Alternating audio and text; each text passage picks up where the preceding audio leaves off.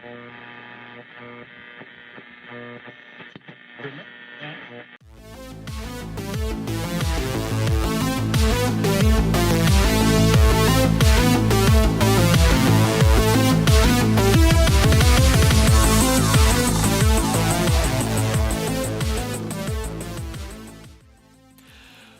Bog, braćo i sestri, dobrodošli u još jednu epizodu audio glasila srpske akcije Glas 61. Za ovo izdanje podcasta imao sam čast da održim kratak, ali opsežan intervju s našim prijateljem i saborcem iz Južne Afrike, člana Bitereindersa pokreta. Razgovor je održan na engleskom jeziku. Hello and welcome to the podcast, Francois. Of course. Please introduce yourself and your organization to our listeners. Of course, so I am Francois van der Merwe, and I'm the leader of the Biтереиндерс. We are the namesake of the Boer people that fought against the British in the Second Boer War. So the people that never surrendered, the people that never wanted to negotiate with the British, and the 20,000 men that finally stood against over 200,000 British soldiers. They were called the Biтереиндерс, the irreconcilables, or the ones that fight to the bitter end. And we have taken their name as well onto ourselves. And of course, we aspire to live up to the same name, the name we have chosen for ourselves. We are an activist organization. We focus mainly also on the upliftment of young men.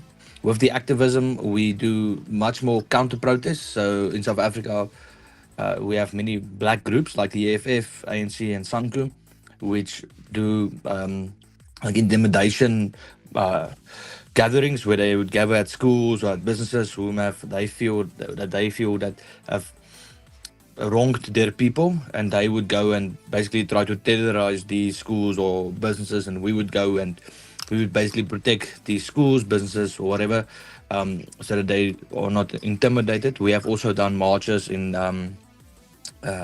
against farm murders. We do court cases. We are busy with a court case against Malema. We are waiting for the verdict on that one. It should have already come, but it's South Africa, so the time limit within which it should have come has already passed. We are also gearing up now to fight the expropriation without compensation bill, and then we have a boxing club in Pretoria, like you would call it the Active Club, where we focus on uplifting young men spiritually, mentally, and physically.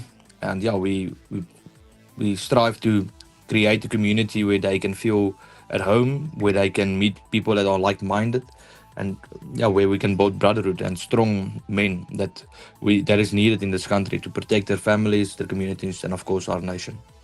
So you basically act as guardians of all these sectors in society to protect your own people from the government of South Africa.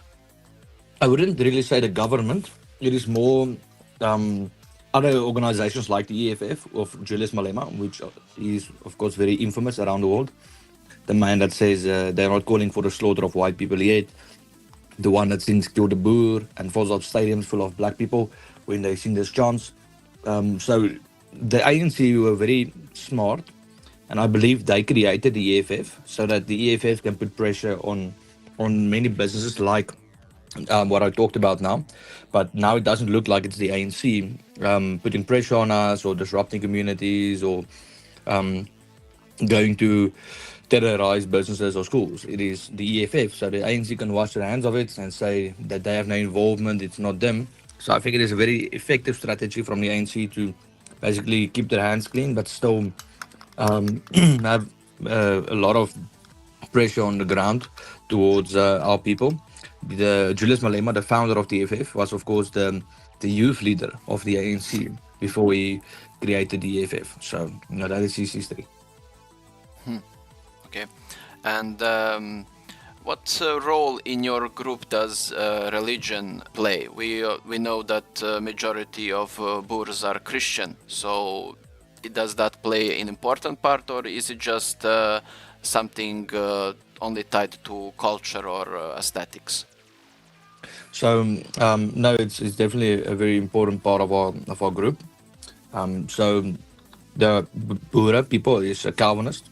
There's a dominant denomination, and it is very very entwined in our culture as well, our religion. We came here actually as kind of religious refugees to South Africa. You can call it as well.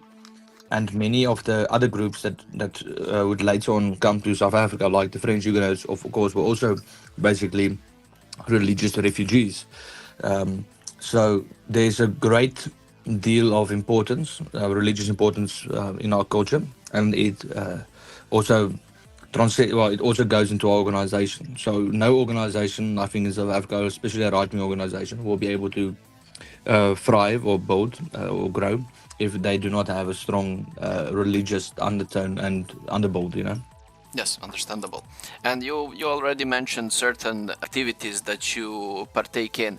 What kind of obstacles do you face to achieve certain goals from those activities? So there's many things. I was arrested earlier last year. The case is still ongoing. For a protest we participated in. They threw me in jail for a month, which is not that long, but I mean, still, it's South African jails. It's a little bit different than your jail. And we were basically in a 4x5 cell, 20 people, 20 black guys and me. And it was quite bad circumstances. So they of course do that. We've tried to fight within the courts as well. We do not really have faith in the courts, but we also fight it there. So we also face many obstacles with our courts, which is very unfair, I believe, and I believe to a certain degree corrupted. And they have on the lower courts, there's not always such a political agenda, but the higher you go in the courts, I think the more political it becomes, and the more difficult it becomes to win political cases. Then, of course, we have a lot of issues with the state police or the security. What do you call it? Like the intelligence communities in South Africa, which are still very effective, and many old white men still run within it. So I think they are one of the most effective government agencies in our country. Is our intelligence services. And our intelligence services have two main concerns. It is the Muslims, and then it is the Boer people. So they go very hard on us. They keep a very good eye on us. When our friends from Russia came to visit, they were detained at the airport for almost an hour and a half. So there's a lot of pressure from them on us. We have a lot of infiltrators and government agents that try to infiltrate our organizations. So there's a lot of things that go against us, and of course there's a very strong narrative in South Africa, much worse than Europe has, against the white people. So there is a very big amount of government propaganda against us, and it is very prevalent in every facet of most of society. So there's a lot of things, and then of course we also have a very big cultural challenge because our people are broken mentally, spiritually. They do not have hope anymore, and I believe that is a very bad situation to be in when your people do not have hope. So many of our people, they just leave the country and immigrate to other countries, and we are already a small population, so it's quite devastating for us to try and convince our people that we can win, we need to win, and it is important for us here to stay here and to build out our nation. Yes, you said your people are kind of broken and given up on hope, but most of people who are interested in the subject of South Africa and your people probably know about that a colony in Orania, that town. Are you guys in any way involved with those farmers that have created that isolated place, and are there any more groups of Boers organizing and forming these separate communities to distance themselves from the oppressive government? There is other communities like Kleinfontein as well, just outside Pretoria, that is built on the same laws and principles as Orania. There is some other smaller communities around the country as well. Orania is, of course, the most successful one of all of them.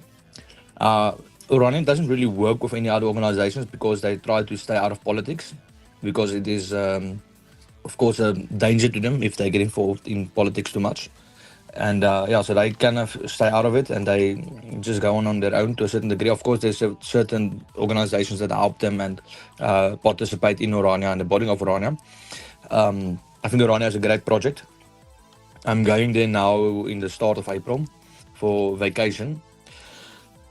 But it also has a great deal of challenges. It is, yeah, when I talked to Mark about it, we also discussed it a little bit. There's a great deal of challenges regarding Orania. I believe there's a lot of people around the world as well, in the white countries, that want to go to small areas and just isolate themselves in a sense and make like this little colonies or enclaves. And I believe it is not, my personal opinion now, I believe it is not the most wise idea. The white man cannot be weak. We need to protect the institutions and the cities that we built. We cannot just let it go and flee away from it and think that we will build great civilizations in small enclaves.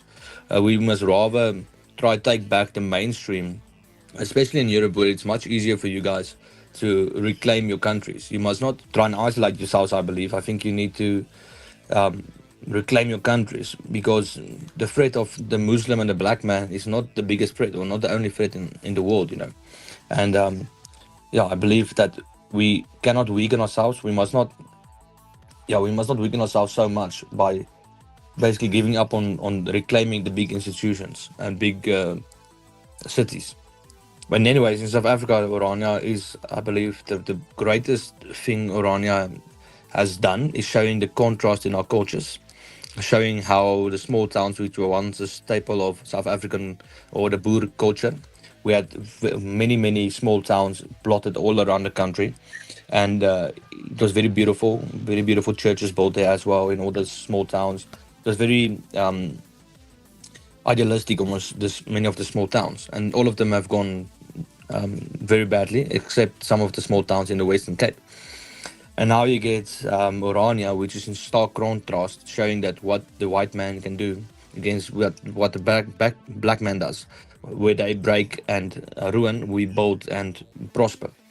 And I believe that is one of the most important things that Orania is doing, is showing that contrast. It is very difficult, I believe, to make Orania a viable option, because Orania, there's no natural things that make Orania boom. So everyone that goes there has to go there out of like political or ideological orientation or will, you know. There's no minerals there that you can extract. There's no big trading hub or port that can sustain or pull people, sustain a city or pull people. So everything that you build there is kind of coming out of your own, you know. And that's the problem. That's one of the big problems of Orania. And of course, the white people in South Africa, especially, well, the Afrikaner, is still very prosperous. There is a very big area of group of people are very poor. We have a very big divide in under our people. We have many like white townships, and where there's tens of thousands of poor white people. There's hundreds, I don't know how many hundreds of thousands poor white people we have today. But poverty has become a big problem under our people, because the working class has been destroyed. But on the other side, like, we have a great standard of living in many big cities, and our middle class, upper middle class, and upper class are doing quite well for themselves. And they don't really, like, the middle class can't really move because the jobs is situated in Pretoria, and there's not enough opportunity yet in Orania. And the upper class people, they would never, well, some of them go, but that's more just to have a house there. And the upper class people, or the people that really build businesses, they see much more opportunities in the big cities. So it's very difficult to make Orania a sustainable city. And I really hope they do. It's like a chicken and egg situation. What comes first, the big city and then the people, or the people and then the big city? And because there's no state to basically prop it up or to make the city bigger or to make it sustainable, it is very difficult to build it, you know. But yeah, it's growing rapidly, and it's a great example of our culture, and I believe maybe one day it will become a big city, and I really hope it does. Interesting. I'm glad to hear that, and Yes, I would agree with you on Europeans. Europeans should abandon that idea of isolating themselves in villages and separate communes and just start working and taking back their own cities that have been overwhelmed by foreigners and traitors. You mentioned another option that people are leaving. Not too far back, if I remember correctly, Russian government called South African farmers to relocate to Russia. They offered them land and citizenship and whatnot. And recently, after Trump won the presidential election, he mentioned something similar. So I'm interested in our people, especially farmers, leaving the South Africa, and if not, do you think that maybe if these land grabs that the government plans to enact will finally force them into some sort of exodus to America or Russia or somewhere else?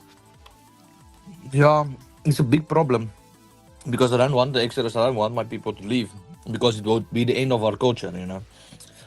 That's the problem we have, is that we need to decide what are we. If you leave, you basically become a citizen in another country. You integrate into another country, and you can, yes. There's many enclaves of Boer people in Australia where they have like Afrikaans concerts. They have potjiekos competitions, and they have many festivals with our people in those areas that bring them together. In America, it's also very, very big. But the problem is, how many generations will that be prevalent, until people integrate into American or Australian society? And that's a very difficult thing for me, is that about over 1 million people have immigrated, Afrikaners or white people have immigrated from South Africa since 1994. And we only, if you put in the English as well, I think we're about 4.5 million white people in South Africa. And it is quite a big amount if you consider how small our people are, amount of people we have. And so my opinion about the refugee status in America, I believe there's some people that I cannot blame if they take it, because there's so much poverty, so much joblessness under our people, because BEE, this Black Economic Empowerment, which basically is like this DEI, diversity, equity, inclusion, that America has, but on steroids. And I believe some people, it is probably the best option to go. The only thing I hope for is that these people can come back one day and we can rebuild our country. That they must not abandon the idea of a Boer nation totally. So if that is the idea, for people to go over to make money, to maybe come back one day, I would not have a problem with that. But it is just exacerbating the already bad situation we have in South Africa. And I do not know what the intentions are of the Americans of wanting our guys to go over. I believe it is good, but you can never know for sure.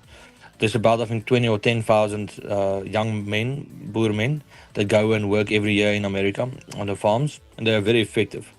They work very, very hard, and our labor is very highly regarded in Australia, New Zealand, and America. So America is there's many, of course, farmers, but Australia, we have very many professional people, engineers, architects, any subject or any place you can almost look. Our people get jobs overseas very easily because we have a great,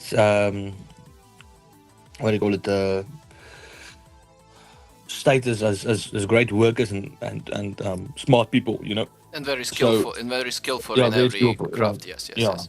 So Is there any push or initiative for Boer self-determination in South Africa and creation of a separate entity for them? And do you think that would solve the issue of your people fleeing and being persecuted? of course, there is many movements and people that want to do that. Orania is, of course, one of the proponents. But there's one that wants the Western Cape to break away. But there's people that don't understand that South Africa or the government won't just let us go. We are a very good group of citizens in South Africa. We don't stir, we don't commit crimes, we pay a lot of tax. We contribute you a are lot. valuable. build You are businesses. valuable to them. We are very valuable. So they won't just let us go. That's what people need to realize, that they say they don't want us here, but they won't let us go as well. And yeah, that's the problem we kind of have in South Africa, is that uh, I don't think they will ever give us autonomy, because it will show two things: how easily we can build stuff, and um, in contrast to them, and on the other side, they can't lose all the skilled labor that we have. We have a big part of the skilled labor of South Africa comes from us. South Africa's school pass rate has dropped to 30%, which is ridiculous. And yeah, the university students, even the black university students, many of them are very bad at what they do. We have many incompetent people, and they know the Boer people are like usually run big businesses, sometimes big organizations, or even government areas, government institutions.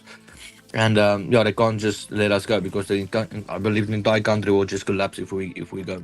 They know it. Yeah, of course they know it.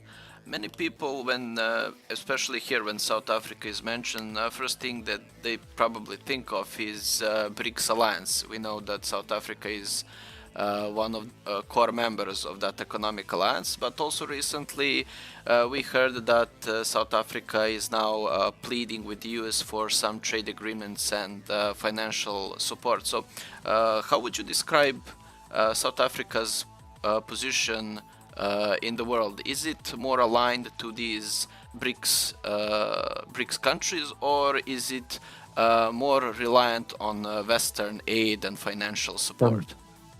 So the ANC believes that they can play both sides.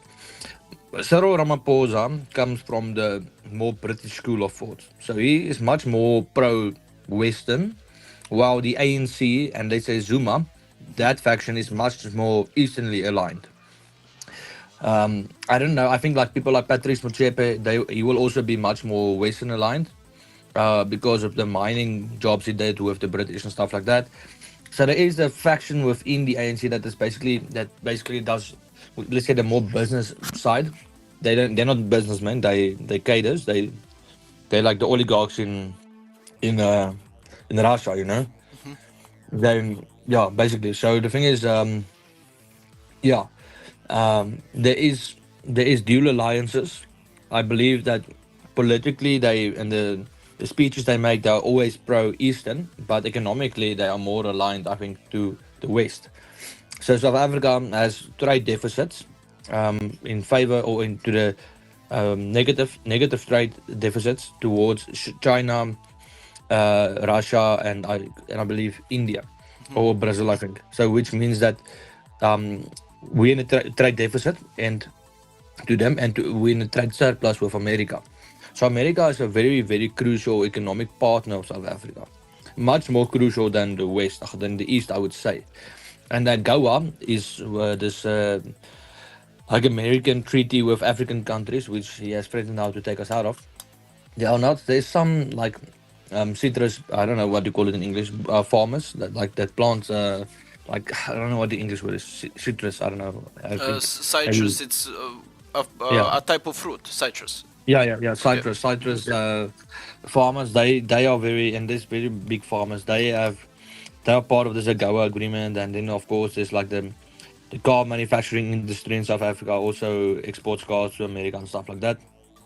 So it will really affect many jobs in the automobile industry.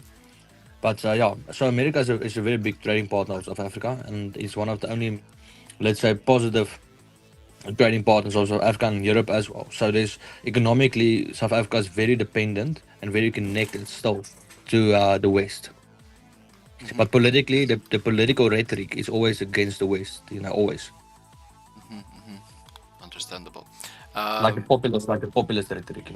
Yeah. Do you think that that they became part of the BRICS alliance, so and just to have some sort of counter leverage if Western financial aid stopped?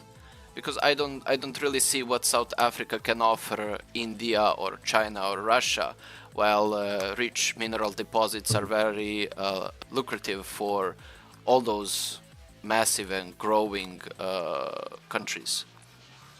So I believe, of course, we are a very mineral-rich country, The other thing is that I think that BRICS is not just an economic alliance. Like the European Union is not just an economic alliance. There's always nuances to this stuff.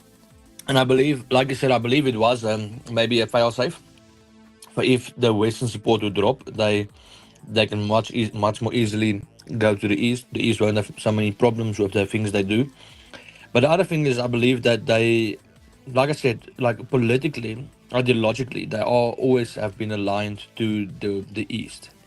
I believe that was one of the ways to showcase that, and also to I believe it looks very good for the ANC that the fact that they are associated with these big Eastern countries.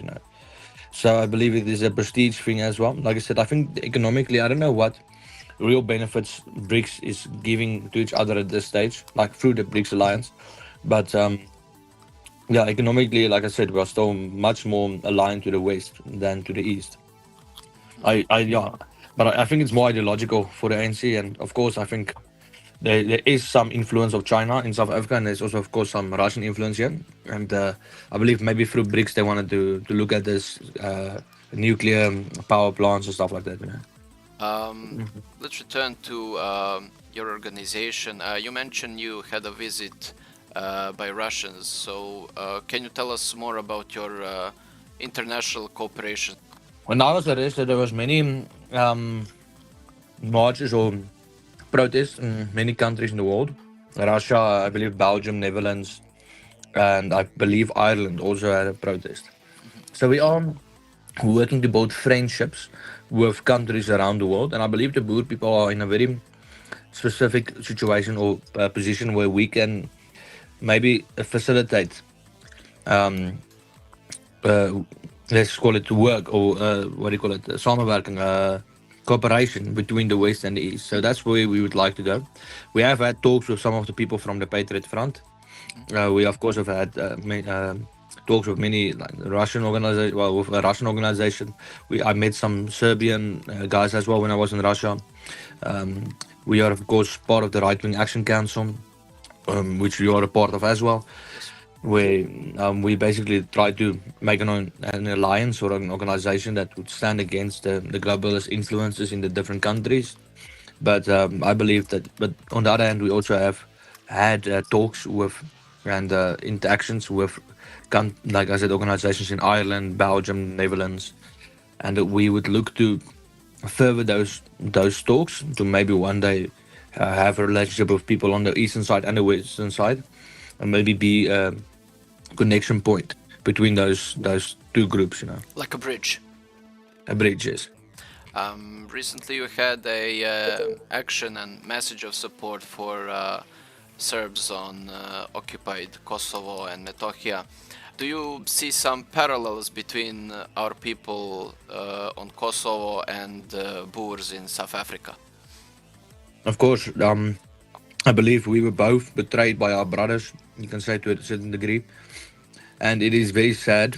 I said yesterday when I talked to Mark, or 2 days ago when I talked to Mark, that it is one thing when you are fighting an enemy, but it's another thing if your brother stabs you in the back. And I believe with the bombing of Belgrade and the attacks on Serbia, it just, the West is totally occupied by malevolent forces. We were a great ally to the West. We fought communism for almost 30 years. We had a war with communist countries for 30 years on our border. We were, I believe, one of the most active countries within the Cold War. I think we had the longest war during the Cold War as well. And we had the most hostile airspace in Angola in the entire Cold War. We were a great ally to the West. And they just betrayed us, We would have been able to take Angola, but the Americans told us not to take it, to basically occupy as much forces from the Russians and the Cubans, because they knew, of course, if we won in Angola and we just took their capital, we would have brought peace. But I told us to basically prolong the war, and finally it took about, I think, 28 years almost, the war.